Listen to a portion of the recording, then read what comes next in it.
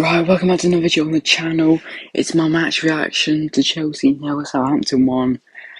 Let's just get into it, let's get over and done with. So I want to start off by just saying all my thoughts and condolences go out to Christian Atsu's family. Absolute tragic news what came out yesterday, and just heartbreaking news, isn't it? Such a shame to hear, and may he rest in peace. Second off, I want to wish Azpilicueta a speedy recovery. Obviously, very nasty challenge, ridiculous that. I mean, I don't think he even got booked for it. Absolutely ridiculous. It's good to hear that he's okay, he's conscious in hospital. Apparently he could be out by tomorrow. Apparently nothing's broken. So good to hear that it's nothing too bad. So on to the actual game, well, the rest of the game now. It just wasn't good enough again. It just wasn't good enough again. I thought first half we were very poor. Didn't create much at all. I think Southampton were the better team probably in the first half. Second half, when Sterling that came on, we looked a lot better, made quite a few chances, but it just wasn't anything good enough still. Just another poor performance. It's just disappointing because last two games we've been getting better and better every game, and then to go produce that is just dreadful. Just absolutely dreadful, just lifeless, no intensity, just a nothing game. I mean, we played a lot of a weaker side. I don't know if we underestimated Southampton, but we played a lot of a weaker side. There was no Silva, there was no James. I understand that you've got to limit their minutes, you've got to give them a rest, but I wouldn't. I would have included them in the squad. We just lacked everything really that game. In the second half, we created a few chances what we should have taken. Even the first half we had chances, but we didn't take them, as per usual. And yeah, it's just another disappointing result. Obviously, it was a free kick from Ward-Prowse, what a surprise. Apart from that, they didn't really have many clear-cut chances either, to be honest. So in the end, it was just a very sort of dull, lifeless game. We didn't give enough. They didn't necessarily give a lot. They weren't too great, but they got the 3 points in the day, and that's all that mattered to them. Obviously, I've made a video about Potter already. I made it last night. Go watch it if you haven't.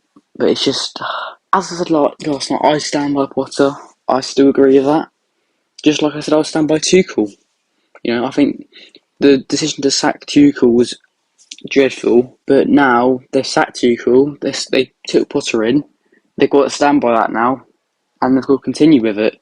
Whether it's the right decision or not, there's no one better out there really, who's actually a decent chance of coming in. So we look at the league table, obviously we're still 10th. Villa, they also lost, so we're still 3 points off them. We are now 4 points off Brentford and Liverpool, Brighton.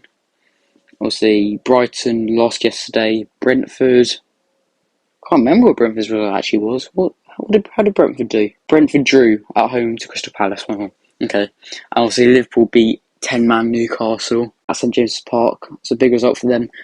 And to be honest, I still think Liverpool can get top 4, to be honest. I do still think they can get top 4, but that's not relevant to this video. And as you can see there, Fulham still in 6th for 38 points. They're a decent bit away from us now, 7 points. What? Not nice, is it? Not nice at all. Right, let's get into the player ratings then. Start with Kepa, I'm giving him a 6. Obviously, the free kick, I mean, you can tell we definitely knew what was coming with it. Maybe, I don't know. I haven't really seen many angles of it, to be honest, apart from the live one, so I'm not too sure if he could have saved it or not, to be fair. Obviously, Southampton had a good chance early on, but he managed to keep it. Apart from that, didn't really have much to do. Azpilicueta, obviously, came off that head injury. The concussion. I'm going to give him a 6. Obviously, he had the chance going in attack early on, hit the side netting. It was a tight angle, to be fair to him. Maybe he could have tried crossing it, but I don't know. 6 Azpilicueta.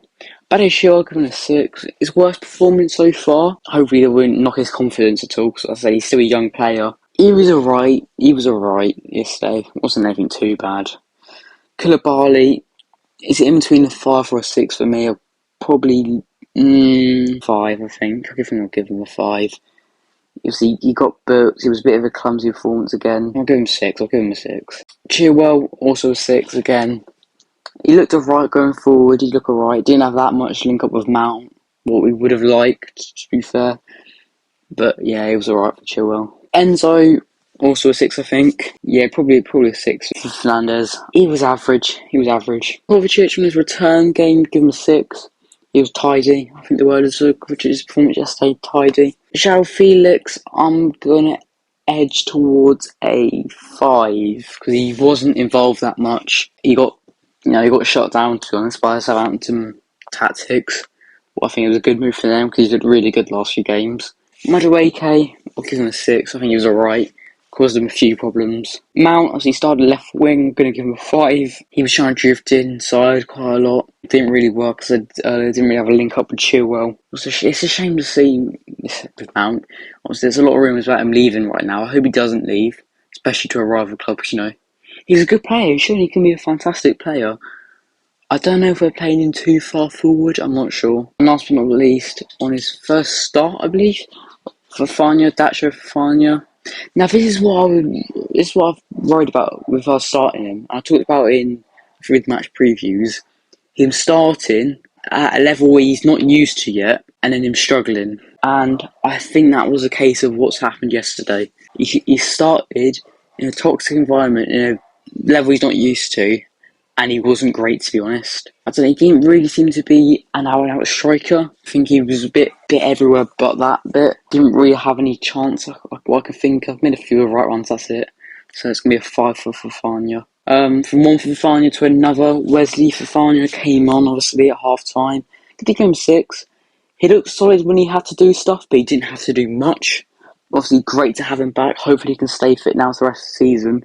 Hopefully we can get that form going, what we saw just before he got injured. Yeah, 6 for Fafana. Raheem Sterling, I'm going to give him a 7, because he just, as soon as he came on, just everything changed. He was a lot more positive going forward. Created a few chances. Probably should have scored, I will say. But yeah, Sterling gave a 7. Havertz, I'm going to give him, it's a 6 or a 7. I'll give him a 7. I'll give him a 7. Once again, same with Sterling. He sort of seemed to get the attack going a little bit. Seemed to be involved quite a bit with the team. Getting us forward. So a 7. Mudryk, I'll give a 6. I think he was alright. He showed little glimpses, not that much. And Gallagher and Chalobah, they both came on the 80th minute. Didn't really have that long to make an impact. Didn't really do much at all. So I'll give them both a 6. So another game without a win. What is it now? Is it 5 games without a win now? I believe it is. Next up is Tottenham away on Sunday. That's going to be a tough match. I don't know if I'm looking forward to it, to be honest. I'm looking forward to it. Obviously, they play this afternoon against West Ham. Guess we'll have to see how they do there. But yeah, thanks for watching. See ya.